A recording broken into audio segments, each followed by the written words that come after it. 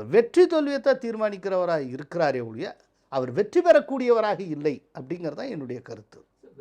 இப்போது ஒரு தொகுதிக்கு அவர் சாலிடாக ஒரு 15,000 வாக்குகளை 20,000 வாக்குகளை ஒரு சில இடங்களில் 30,000 40,000 வாக்குகளையே பிரிக்கிறான்னு வச்சுப்போம். அது எந்த வாக்குகள்னு ஒரு கணக்கு இருக்குது.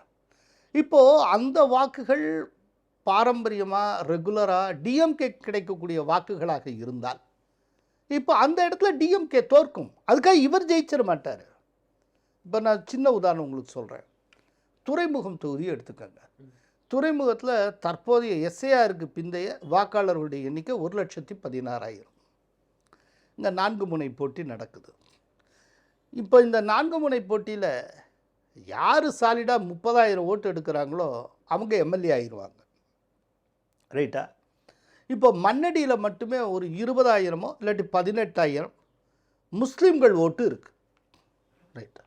இது நேற்றைக்கு வரைக்கும் டிஎம்கேக்கு மட்டுமே விழுந்த ஓட்டு, சேகர் பாபுவுக்கு சாலிடாக விழுந்த ஓட்டு. இப்போது இந்த தேர்தலில் அதற்கான உத்தரவாதம் கிடையாது.